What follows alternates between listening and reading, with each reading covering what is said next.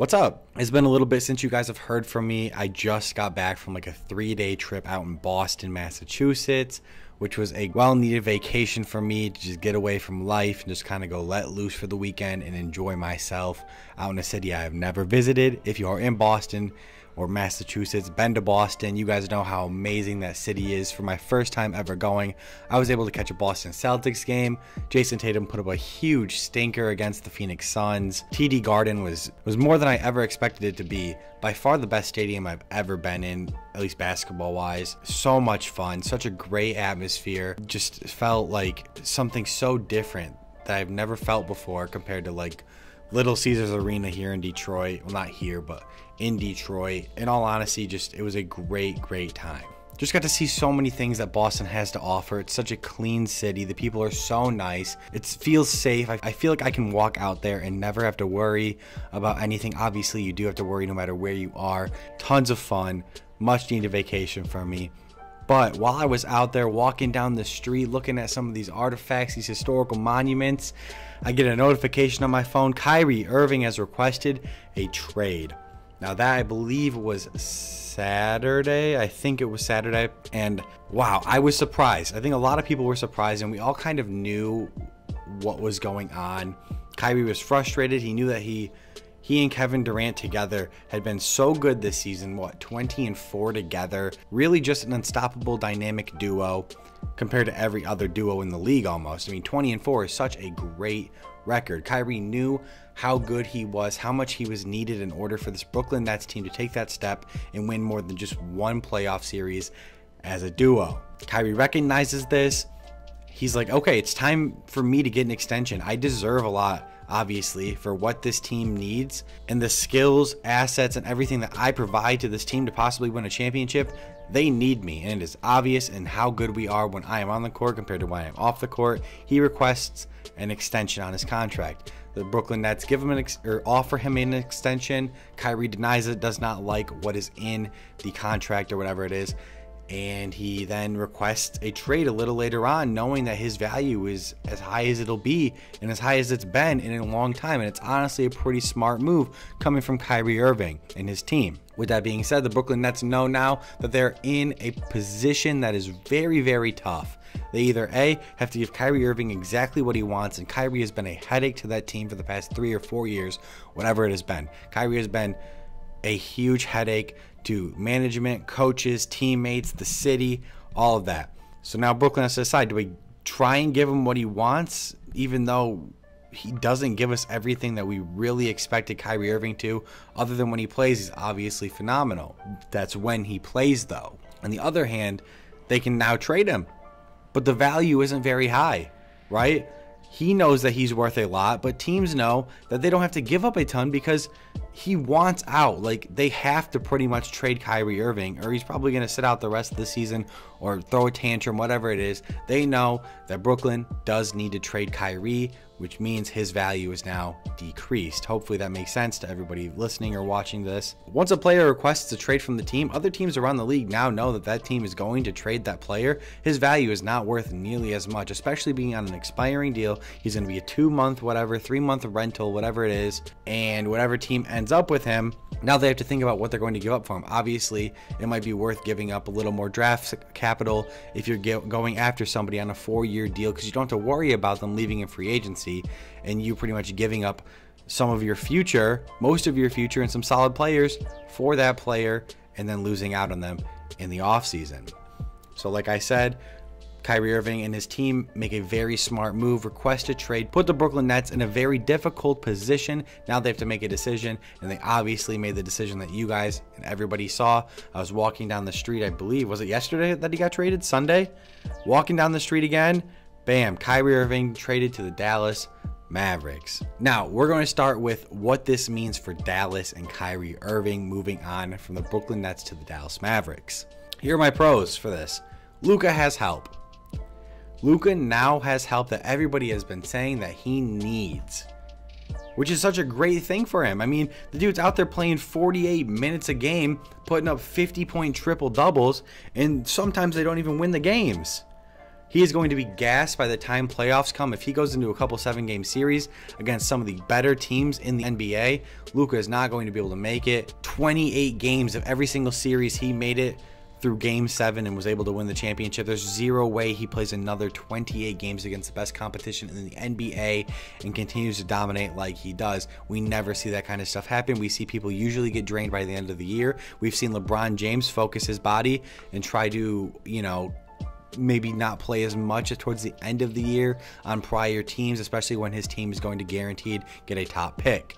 Now Luka can conserve his energy throughout the season way more than he was before Kyrie now coming to Dallas, to the point where he doesn't have to play 48 minutes every single night. Maybe one night he can take a break, get some rest, so that way by the time the playoffs come, he's not going to be dead and can't play anymore, or he's too tired to continue doing what he's doing on a night in, night out basis throughout the regular season. Obviously, both of those are very huge pros for Dallas. During this recording, though, I did just see that the trade has not been finalized yet. The Nets may be looking for a third team to potentially throw in this trade, which is absolutely wild. I'm going to continue with this video with the assumption that this is the full trade. This is all we know. And if something else drops later on, I'll make another video about that. Now let's get into the cons for Dallas, right? You just lost a lot of your bench depth. You lost your best on-ball and probably team defender in Dorian Finney-Smith. You lost one of your best scorers, probably your second best scorer on your team, and Spencer Dinwiddie. Obviously, you bring in Kyrie Irving, obviously better than Spencer Dinwiddie, a huge upgrade and much needed second scoring piece, but we don't know how that looks with Luka. And you bring in Markieff Morris, who has literally played like 5 minutes or less a game all season, has literally done nothing whatsoever in Brooklyn. I don't know what he'll add. Probably get a lot of minutes because this team is bone thin. They don't have a lot of depth anymore. So especially losing out on one of your better defenders, your best defender, and one of the best 3-level defenders in the league is obviously a huge con in my opinion, especially when your team is already pretty solid at offense behind Luka. You need the defense, right? You need somebody that can go on the other end and put in all the work that Luka does on the offensive end, but put that in on the defensive end. And that was Dorian Finney-Smith. He's gone now. You also lose 3 draft picks, right? That's tough. Losing 3 draft picks is obviously always very tough. One of them being a first and 2 of them being a second, so you're not losing as many first round picks as you are second round picks, but still giving up these picks is tough, especially losing that 2029 first round pick that could potentially be pretty valuable. Luka Doncic is under contract through 2027. If Kyrie may have the same effect that he has had on his last 2 organizations and teams, maybe Luka requests a trade at some point or something, or they lose Luka in the free agency.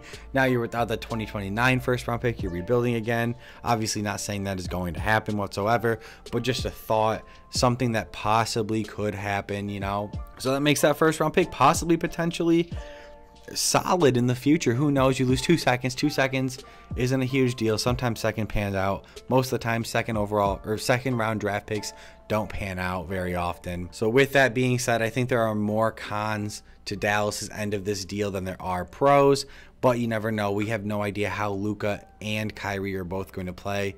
This allows for Luka to take some time off, maybe not go so hard every night, maybe have a game off every once in a while, rest his body. He's young, I know, but this amount of work and stress on his body at such a young age could be slightly detrimental to him in the future. Who knows? But let's look at Brooklyn's side of this deal, who I think had a solid trade here. The pros for Brooklyn. Let's talk about the pros. Dorian Finney-Smith, one of the best 3-and-D wings in the game. Between him, Royce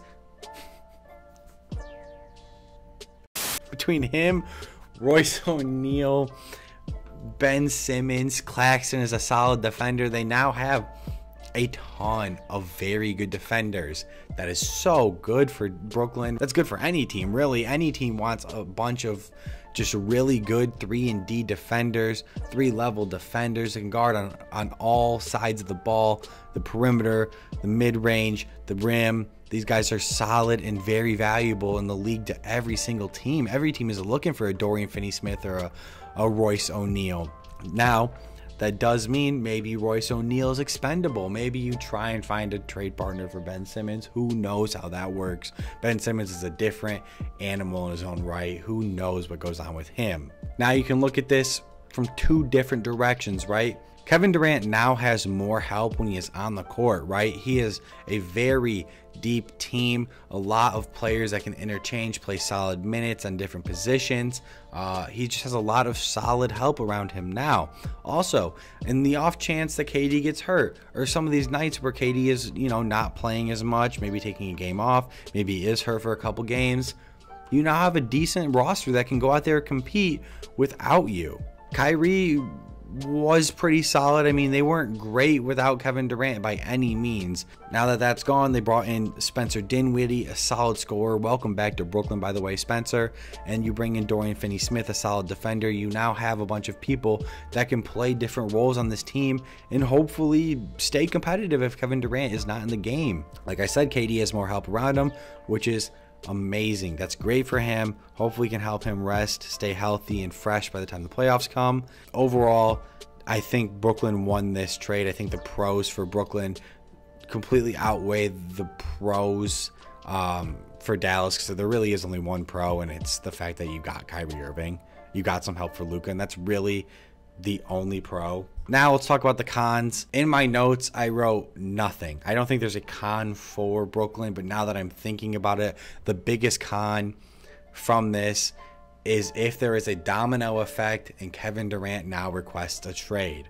So if Kevin Durant requests a trade because he doesn't believe this team is good enough to make a run in the playoffs, he doesn't have that second star that can help him out every night, Kevin Durant could possibly offer or request a trade from the Brooklyn Nets. What does this look like for the Brooklyn Nets? You're probably getting multiple first-round picks, second-round picks, or young players with a lot of potential. You're getting solid pieces in return. This could turn out decent in both directions for Brooklyn. To be honest, you can possibly stock up on some of those lost draft picks that you had to trade in order to pick up James Harden, and now you can finally restock on some of these young assets you had to get rid of in order to build this super team, and it could possibly end up working out pretty decent for them. And obviously, if you keep Kevin Durant, there's nothing wrong with having Kevin Durant on your basketball team ever. It's always an amazing thing. So if you do end up keeping Kevin Durant, good for you. If you get rid of him, he requests a trade, maybe it's to Phoenix, maybe it's somewhere else you trade him to. There are other teams out there that could have a better pick or better offer for the Brooklyn Nets. Either way, I think Brooklyn comes out of this, no matter what happens, happy. If they get rid of Kevin Durant, that means that Kevin Durant, Kyrie Irving, James Harden, Ben Simmons, that whole era and debacle of a 3-4 year situation is finally done. You can wipe your hands clean of it and move on. Hopefully you have a solid coach there in Jacques Vaughn. I think no matter what, getting rid of Kyrie Irving in this situation was a very solid thing for the Brooklyn Nets. It allowed them to, like I said, wipe their hands clean of what Kyrie Irving has kind of done in his last few years in Brooklyn. And a lot of that has been off-court drama and stuff that just amounts to headaches for players, coaches, in the locker room, for fans. So like I said, I think Brooklyn comes out of this the clear-cut winner of this trade. Dallas, I think it more or less depends on how well they are able to put this together, what happens, how they look. So hopefully that goes well for them. I want to see Dallas. I want to see Luka succeed. I really would love to see Kyrie just play basketball, play winning basketball, contribute to something, go try and win a championship, win more than 6 playoff games in 4 years. Like, I'm ready for a change. I think Brooklyn fans are ready for a change. I think Brooklyn teammates, front office members are ready for a change, and I think that Brooklyn has a solid future coming out of all of this, no matter what it is, like I already said. If you guys enjoyed it, hit that like button, hit that subscribe button. I appreciate all of you, and I hopefully will be talking to you soon.